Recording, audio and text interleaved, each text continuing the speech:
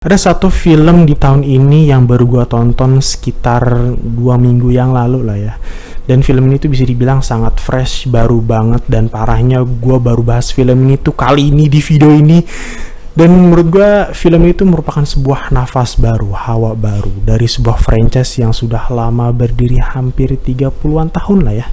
Dan franchise tersebut bernama Predator dengan film terbarunya yang berjudul Predator Badlands. Dan di video kali ini gue akan membahas Easter egg, detail, dan juga review pandangan gue setelah gue menonton film Predator Badlands. Dan film ini menurut gue salah satu baru sebuah pendobrakan yang sangat inovatif dari Dan Trachtenberg selaku mantan sutradara dari 10 Cloverfield Lane.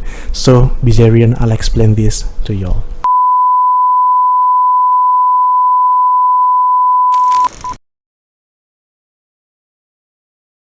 Akhirnya setelah absen sekitar 2 tahun semenjak film Prey 2022, pada akhirnya di tahun ini, di tahun 2025, Dan Trachtenberg merilis 2 film Predator sekaligus.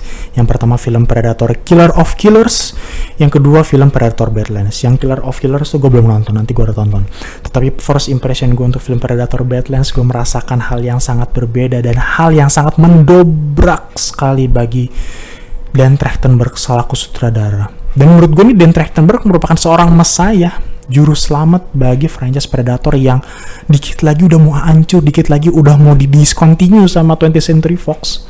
Dan pinternya 20th Century Fox memperbolehkan membuka atau memperlebar ruang seluas-luasnya untuk Dan Trachtenberg berkreasi dan membenahi bagaimana franchise Predator itu bisa sempurna lagi, bisa positif lagi di mata orang-orang. Dan asal kalian tahu, franchise Predator tuh udah mau hampir hancur semenjak film Predator 2018, The Predator 2018. Dan gue menganggap Predator 2018 tuh bukan film Predator, film fan-made, film yang dibuat sama fans. Dan ceritanya mah hancur, pendalaman karakternya hancur, dan motivasi dari karakter Predatornya itu dan manusianya juga nggak jelas. Apa ini? Dan pada akhirnya Dan Trachtenberg datang ke 20th Century Fox, datang untuk franchise Predator, dimulai dengan film Prey sampai Predator Badlands. Dan seperti kita lihat dari film Prey sampai Predator Badlands, Rotten Tomatoes ratingnya selalu tinggi. Yang paling gue suka dari film ini adalah bagaimana sang sutradara, si Dan Trachtenberg, menjadikan figur Predator sebagai pemeran utama atau karakter utama yang mampu menjadi fondasi kuat terhadap keseluruhan cerita film. Yang padahal kalau di film-film sebelumnya, karakter manusia selalu menjadi tokoh utama dan selalu menjadi korban perburuan dari para predator. Pendalaman rasio di sini beneran sangat diperdalam interaksinya, yang sebelumnya kita hanya tahu interaksi antara predator dan manusia untuk memperdalam cerita di film Predator yang sebelum-sebelumnya. Tapi di film ini, dan untuk pertama kalinya dalam franchise Predator, kita bisa mendengar bahasa Yautja dalam komunikasi antara sesama makhluk predator dan melihat bagaimana sih makhluk predator itu berinteraksi satu sama lain. Dan diperjelas banget bahwa interaksi antara satu sama lain, antara predator dengan predator yang lainnya, itu tuh kayak semacam pendalaman karakter yang kita nggak sangka-sangka. Ternyata ini tuh bahasa predator. Ternyata begini cara mereka berinteraksi gitu. Dan diperjelas bahwa predator itu punya hati, punya sifat yang 11-12 lah kayak manusia gitu. Dan Trachtenberg menjadi sutradara yang menurut gue inovatif tapi nggak keluar dari lingkup esensi dari universe Predator, dengan cerita yang sangat simpel, dimengerti, namun kayak dibuat kompleks oleh karakter utama dengan maksud dan tujuan gitu loh.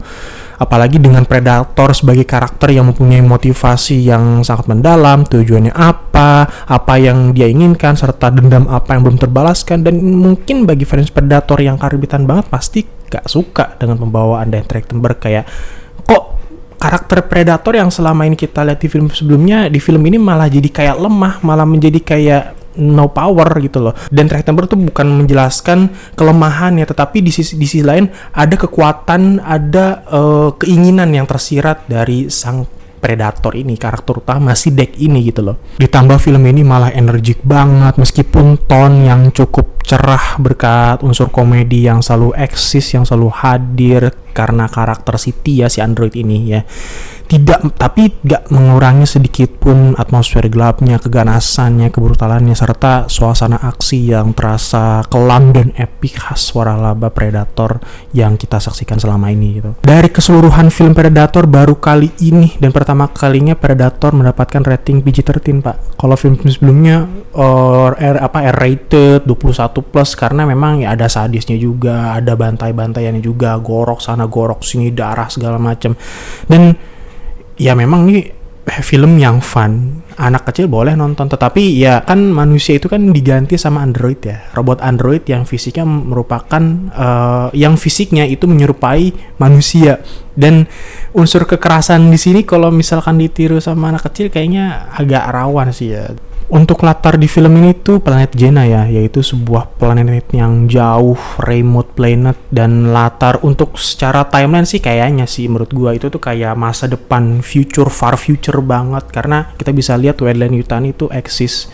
Dan seperti yang kita tahu juga, Weyland-Yutani merupakan bagian dari universe-nya atau franchise-nya Aliens, dan ini merupakan bakal ada crossover mungkin yang nanti bakal kita bisa lihat, atau mungkin reboot dari Alien versus Predator maybe. Untuk planet Jenna, latar tempatnya, setiap langkah tuh pasti ada aja jebakan yang mematikan. Definisi kata Badlands di film ini menggambarkan betapa keras, kejam, dan menjebaknya planet ini gitu loh.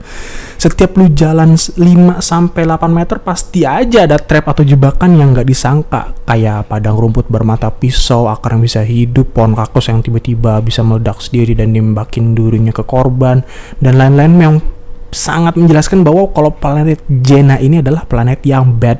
This is Badlands. Planet Jenna itu adalah Badlands, tanah yang memakan korban banget. Kemudian ada karakter android Tia yang diperankan oleh Elle Fanning yang bukan hanya sekedar robot android yang inovatif, informatif, berpengetahuan luas dan berteknologi canggih, tetapi menjadi sosok yang beneran menghibur dan menghiasi film ini. Dengan kepribadiannya dan sifatnya yang ceria, periang, penuh kehangatan, membentuk sebuah chemistry-nya dengan seorang predator yang kelihatan lebih mengikat di antara kepribadian si Dex, sang predator yang ngerasa dikucilkan banget oleh kliennya dia. Terus saudaranya dibunuh sama bapaknya ngeremehin dia, yang kemudian semua sifat dan wataknya si Dex alias si predator ini tuh kayak seolah berubah drastis menjadi pribadi yang lebih mengikhlaskan, lebih menerima dan mentolerir terhadap keadaannya sendiri. Tetapi jiwa ganasnya si Dex sebagai predator itu nggak pernah luntur. Monster Kalis yang setiap kehadirannya itu selalu merubah suasana ya. Bahkan sebelum kemunculan tuh namanya sering disebut dan dipertegas sama si karakter Tia bahwa ini makhluk gak bisa dibunuh. Dan seperti kita lihat bahwa di trailer tuh kita udah bisa ngeliat karakter Kalis tuh kayak gimana. Tetapi karena dipertegas sama si Tia, si android ini, bahwa Kalis tuh makhluk yang gak bisa dibunuh, unbeatable lah pokoknya. Kalis itu adalah monster jawara di planet ini yang gak bisa dibunuh. Dan beneran memang gak bisa dibunuh, men. Serius gak bisa dibunuh. Dan bahkan kalaupun ada manusia yang berkunjung ke planet ini, maka kan si Tia menjelaskan kan, kalau ada manusia yang berkunjung di planet ini, kemungkinan besar tidak ada satupun orang yang selamat. Untuk skor film ini gue kasih 8,9 dari 10 ya, karena gue bisa merasakan perubahan yang signifikan dari waralaba Predator melalui film Predator Badlands ini, yang bisa membangkitkan kepercayaan gue terhadap waralaba ini. So, kita langsung masuk ke beberapa elemen detail yang setidaknya menjadi hint lah atau petunjuk dari film waralaba Predator yang seenggaknya bisa menjadi potensi sequel selanjutnya atau mungkin potensi crossover untuk franchise Alien. Wah. Gue mau ngingetin bahwa video ini adalah spoiler alert, spoiler berat ya.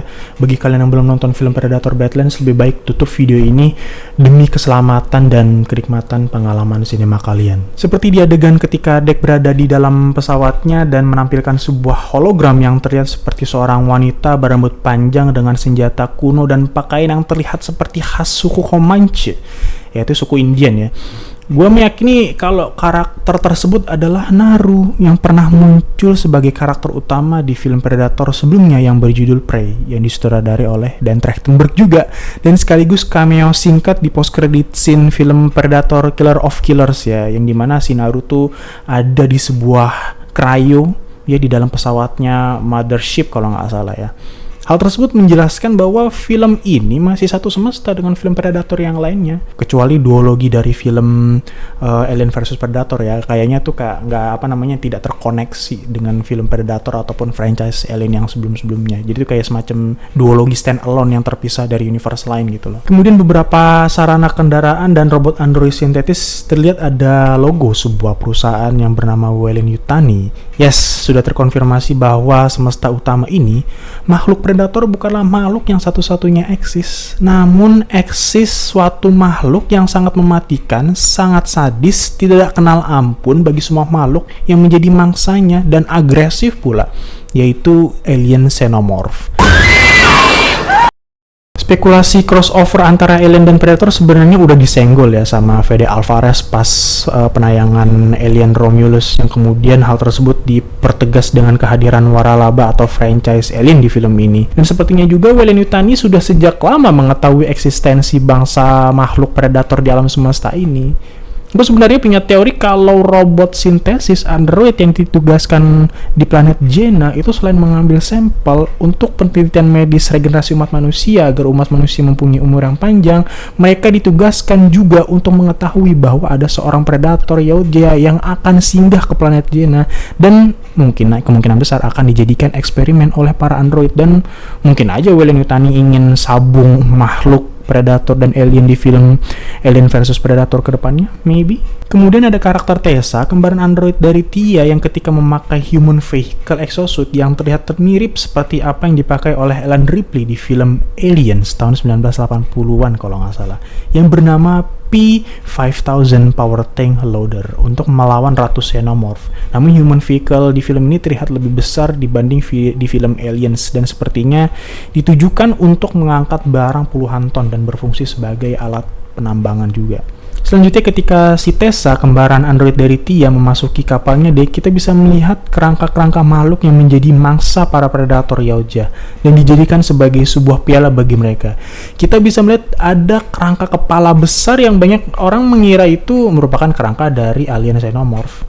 Namun itu adalah sebuah kepala yang terlihat seperti alien Harvester yang menjadi alien utama di duologi film Independence Day. Dan franchise Independence Day juga bernaung di studio yang sama, yaitu 20th Century Studio, yang kemudian franchise tersebut masih dipertanyakan kelanjutannya. Kemudian yang terakhir, tepatnya pada post credit scene, ketika kehadiran sebuah pesawat atau kapal dari para ras predator yang ternyata itu merupakan ibunya Dek dengan pesawatnya yang bernama Jakja Da Atoll atau Mothership. Yang pesawat ini merupakan kapal induk bagi para pemburu Yautja yang sepenuhnya independen, yang mana kapal ini merupakan tempat sejumlah kapal pengintai bagi para Yautja dapat berlabuh.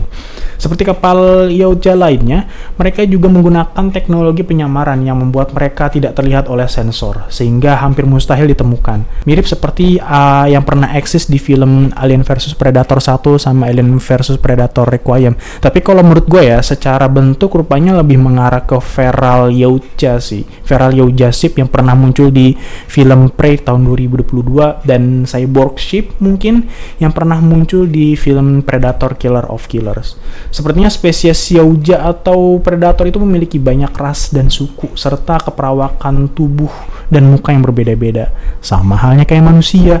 Begitu juga dengan banyaknya alat perburuan, banyaknya senjata-senjata atau berbagai macam kendaraan luar angkasa yang kita lihat di setiap film franchise Predator, mencerminkan banyak ras dan suku yang eksis serta gaya perburuan yang berbeda-beda.